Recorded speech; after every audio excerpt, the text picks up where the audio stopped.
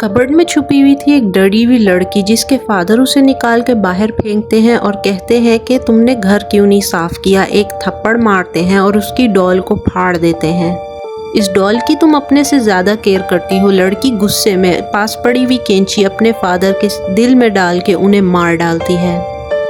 Astrid नाश्ता करती है और उसके फादर उसको बोलते हैं चलो मैं तुम्हें गाड़ी पे स्कूल छोड़ दूँ। वो कहती है नहीं, आज मैं वॉक ही करूँगी। एस्ट्रिड स्कूल के रास्ते में होती है जब डार्सी, जो अपने आप से बातें कर रही होती है, उसको रोक लेती है। उसके अचानक सामने आने से एस्ट्रिड डर जाती है, लेकिन उसको देख के पूछती है तुम ठीक तो हो, तुम्हारे फेस पे क्या हुआ है। वो कहती है मैं बिल्कुल ठीक हूँ, और दोनों स्कूल के लिए चलना शुरू करती हैं। एस्ट्रिड काफ़ी देर से राब्ते में नहीं थी। वो सॉरी बोलती है और डार्सी बोलती है नो प्रॉब्लम। एस्ट्रिड उसके गले में वही गम ड्रॉप प्रिंसेस वाला नेकलेस देखती है। डार्सी बोलती है हमें किसी दिन कॉफ़ी पीने के लिए जाना चाहिए और मेरे पास तुम्हारी बर्थडे के लिए प्रेजेंट है। एस्ट्रिड उसे घर पे इनवाइट करती है और डार्सी कहती है हॉस्पिटल से आने के बाद मैं 4 बजे तुम्हारे घर आ जाऊंगी। एस्ट्रिड के फ्रेंड्स वहाँ आते हैं और उसको पूछते हैं तुम हमारे साथ कार में क्यों नहीं आई आज। कहती है मैंने मैसेज पे तुम लोगों को बता तो दिया था कि आज मैं पैदल ही चलूँगी। उनके इंसिस्ट करने पे एस्ट्रिड उनके साथ गाड़ी में बैठ के चली जाती है और हम देखते हैं कि डार्सी पीछे अकेली खड़ी उसे देख रही होती है। डार्सी शाम को अपनी थेरेपिस्ट के पास जाती है। वो उससे पूछती है तुम्हारे फेस पे क्या हुआ। डार्सी कहती है तुम्हें लग रहा होगा मेरे फादर फिर से शराब पी के आए और उन्होंने मुझ पे हाथ उठाया, लेकिन ऐसी कोई बात नहीं, मैं गिर गई थी। मेरे फादर बिल्कुल ठीक हो गए हैं और उन्होंने अपने आप को रिहैबिलिटेशन सेंटर में एडमिट करवा लिया है। थेरेपिस्ट कहती है क्या तुम अपनी मेडिकेशन ले रही हो। डार्सी कहती है ऑफ कोर्स मैं अपनी मेडिकेशन टाइम पे ले रही हूँ, ना मैं अपने नेल्स बाइट कर रही हूँ, ना मैं टेंस हूँ, ना मैं नर्वस हूँ। थेरेपिस्ट बोलती है कि अगर एस्ट्रिड तुमसे प्यार ना करती हो तो तुम क्या करोगी। डार्सी जवाब देती है कि मैं एक मैच्योर एडल्ट की तरह सिचुएशन को हैंडल करूँगी। और यहाँ पता चलता है कि actually Darcy is in love with Astrid. Astrid के घर फियोना उससे पूछती है तुम सुबह डार्सी के साथ क्यों चल रही थी, तुम्हें नहीं याद कि वो लड़की स्टाइरोफोम खाती थी, यू आर वियर्ड। एस्ट्रिड जवाब देती है कि वो मेरी सबसे पुरानी दोस्त है और मुझसे रोज़ मिलने हॉस्पिटल आती थी, और अगर यहाँ कोई वियर्ड है तो वो तुम हो फियोना।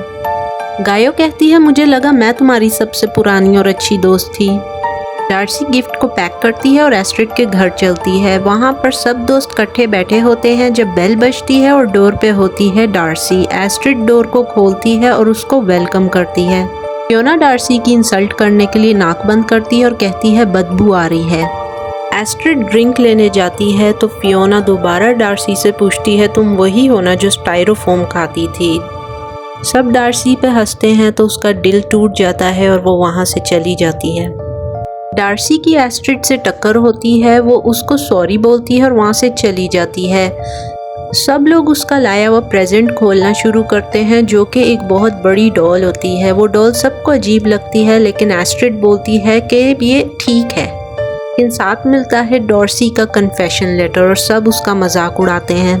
डार्सी एस्ट्रिड के बारे में फैंटेसाइज कर रही थी इतना डीपली कि वो शीशे पे किस करने लग जाती है। उतनी देर में उसे कॉल आती है ब्रैड की, जो कि उससे बोलता है तुम जीत गई और मैं हार गया, और वो हंसने लग जाता है, जिससे डार्सी को समझ आती है कि वो उसका मजाक उड़ा रहा है और फियोना को किस करता है। और यहाँ डार्सी को पता चलता है कि वो एक चीटर है और वो एस्ट्रिड को भी चीट कर रहा है। डार्सी से कहता है कि एस्ट्रिड तुमसे नफरत करती है और वो तुमसे जान छुड़ाना चाहती है। सुन के डार्सी को बहुत दुख होता है। एस्ट्रिड घर पे फादर के साथ डिनर कर रही होती है और उनसे पूछती है आपको डार्सी का कैसे पता है, तो वो कहते हैं कि मैं उसकी मदर का दोस्त था। बेल बजती है, एस्ट्रिड दरवाज़ा खोलती है तो डार्सी खड़ी होती है जिसने अपने ऊपर गैसोलीन डाला हुआ था और हाथ में लाइटर पकड़ा हुआ था, और उससे पूछती है तुम मुझसे नफरत करती हो, एक वक्त ऐसा भी आएगा जब तुम मुझे याद करोगी।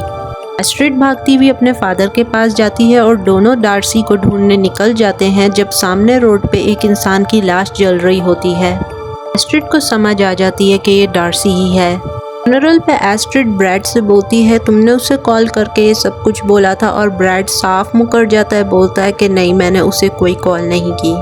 थेरेपिस्ट के पास FBI एजेंट आता है और उसे बोलता है कि ये केस नॉर्मल नहीं, इसकी इंक्वायरी होएगी और मैं करूँगा, और उनको अपना कार्ड देता है।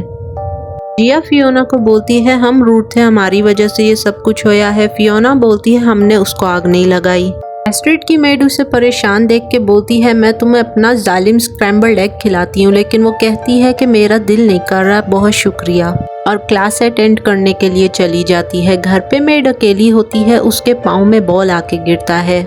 मेड सोचती है घर पे तो कोई भी नहीं, तो ये बॉल कहाँ से आ सकता है, कैसे आ सकता है। वो छुरी उठाती है अपने डिफेंस के लिए और ऊपर जाती है। ऊपर दोबारा उसके पाँव में एक और बॉल आके गिरता है। बॉल को फॉलो करते करते वो एस्ट्रिड के रूम तक पहुंच जाती हैं, जहां पे वो इस क्रीपी डॉल को देखती है और कहती है बिल्कुल लगता है ये मुझे ही देख रही हो। वो टर्न करती हैं तो पीछे से डॉल खड़ी हो जाती है, उन पे अटैक करती है और उनको मार देती है। एस्ट्रिड के फादर को ज़रूरी काम से घर से बाहर रहना पड़ता है एक रात के लिए, तो वो अपनी दोनों दोस्तों को बुला लेती है। नेक्स्ट डे एस्ट्रिड को थेरेपिस्ट मिलती हैं जो अपना कार्ड उसे देती हैं। फियोना ब्रैड से कहती है कि मुझसे बहुत बड़ी गलती हो गई है। ब्रैड कहता है अगर तुम प्रेग्नेंट हो मैं ये सब कुछ बर्दाश्त नहीं करूँगा। फियोना बोलती है ऐसी बात नहीं है, मैं अपना फ़ोन भूल गई हूँ और वो भी एस्ट्रिड के घर पे। एस्ट्रिड की दी हुई एक्स्ट्रा चाबी की मदद से वो लोग उसके घर में घुसते हैं और एस्ट्रिड को बाहर ही रोक लेते हैं। जितनी देर में फियोना अपना फ़ोन ढूंढ रही थी, फ़ोन उसको मिलता है गुड़िया की टांगों में पड़ा हुआ। फ़ोन रिंग कर रहा होता है। फियोना रिप्लाई करने के लिए उठाती है तो डॉर्सी की डॉल उसकी गर्दन काट देती है। फियोना अपना गंदा खून बहाने के लिए खुद ही टब में ले जाके लेट जाती है और फिर डॉर्सी की डॉल उसे देख रही होती है। फियोना चुल्लू भर पानी में डूब के मर जाती है। ब्रैड ने अभी भी एस्ट्रिड को बाहर ही डिस्ट्रैक्ट किया हुआ था। एस्ट्रिड की बर्थडे पार्टी के लिए सब लोग तैयारी कर रहे होते हैं। ब्रैड पूछता है किसी ने फियोना को देखा है। फियोना के फ़ोन से मैसेज आता है carry on without me. Day की तैयारी करते हुए ब्रैड को फियोना के फ़ोन से मैसेज आता है और वो उसको ऊपर बुला रही होती है। ब्रैड का दोस्त ये देख के उसे कहता है तुम बहुत घटिया इंसान हो और एस्ट्रिड तुम्हारे जैसे घटिया इंसान को डिजर्व नहीं करती। एस्ट्रिड थेरेपिस्ट के ऑफिस में होती है और उसको उस डॉल के बारे में बताती है जो डॉर्सी ने उसको गिफ्ट की थी। डॉल के बारे में सुन के थेरेपिस्ट के पसीने छूट जाते हैं। एस्ट्रिड से कहती है हमें वो डॉल देखने के लिए तुम्हारे घर जाना होगा। घर पे अकेला डॉल फियोना को एक्शन के लिए ढूंढ रहा होता है, लेकिन एक्शन थ्रिलर बन जाता है जब उसकी बॉडी उसको फ्लोर पे पड़ी हुई मिलती है।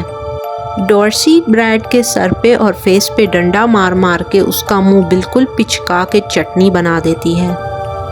एस्ट्रिड थेरेपिस्ट के साथ घर पहुंचती है तो सब फ्रेंड्स उसको बर्थडे के लिए सरप्राइज विश करते हैं।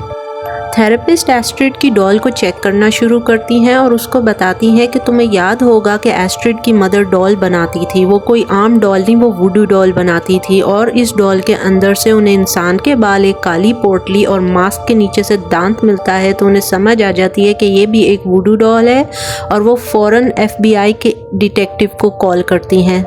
डार्सी हथौड़े से थेरेपिस्ट के सर पे हमला करके उनको बेहोश कर देती है। एस्ट्रिड उन्हें संभाल रही होती है कि डार्सी अपना मास्क उतार देती है और एस्ट्रिड को बताती है कि कैसे वो सारा टाइम एक डॉल बन के उसके साथ उसी के घर में रह रही थी। एस्ट्रिड पूछती है तो मैंने जलते हुए किसको देखा था, तो डार्सी बताती है वो मेरे फादर की लाश थी। ब्रैड और फियोना को भी मैं मार चुकी हूँ। एस्ट्रिड कहती है तुमने ब्रैड को क्यों मारा, तो डार्सी बोलती है वो तुम पे चीट कर रहा था और तुम्हें बचाने के लिए मैंने उसे मार दिया। मैं इसको भी मार देती लेकिन ये मेरी माँ की बहुत अच्छी दोस्त थी। फिर डार्सी एस्ट्रिड को बोलती है जाके ये पार्टी बंद करवाओ वरना मैं वाकई में इसे मार दूंगी। एस्ट्रिड पार्टी ख़त्म करा देती है लेकिन उसके फादर घर आ जाते हैं। डार्सी उसके फादर पे हमला करके उनको ज़ख्मी कर देती है। एस्ट्रिड और थेरेपिस्ट एक दूसरे के हाथ खोलना शुरू करती हैं। उतनी देर में उनके घर पहुंचता है FBI का वो एजेंट जिसको थेरेपिस्ट ने कॉल की थी। डार्सी उस पर हमला कर देती है और वो भी ज़मीन पे गिर के अपनी आखिरी सांसें गिनना शुरू करता है। एस्ट्रिड डार्सी से अपने फादर पे हमले की वजह पूछती है तो डार्सी बोलती है कि तुम्हारे फादर का मेरी मदर के साथ अफेयर था जिसकी वजह से मेरे फादर ने मेरी मदर को जला दिया और मार दिया। थेरेपिस्ट डार्सी को बताती है कि ये एक झूठ है जो तुम्हारे शराबी फादर सोचते थे, इसमें कोई सच्चाई नहीं। एस्ट्रिड के फादर जख्मी हालत में डॉर्सी को बताते हैं कि तुम्हारी माँ और मेरा कोई अफेयर नहीं था, वो एक अच्छी औरत थी। कायो डॉर्सी के सर पे बॉटल मारती है और वो ज़मीन पे गिर जाती है, लेकिन फिर वो गन निकाल के कायो को गोली मार देती है।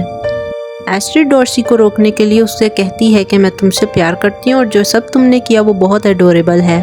थेरेपिस्ट डॉर्सी को समझाने की कोशिश कर रही होती है लेकिन वो उसके बाजू में गोली मार देती है। एस्ट्रिड को सिया की पॉकेट से नाइफ मिलती है, वो उसे डॉर्सी के पेट में घुसो देती है। थेरेपिस्ट एस्ट्रिड को पुलिस कॉल करने के लिए बोलती है, लेकिन डॉर्सी दोबारा खड़ी हो जाती है। एस्ट्रिड पास पड़ी हुई गन उठाती है और डॉर्सी को 3 गोलियां मार देती है। डॉर्सी के जिस्म में जो जान बची होती है वो उसको इस्तेमाल करके अपना मास्क अपने फेस पे रख लेती है।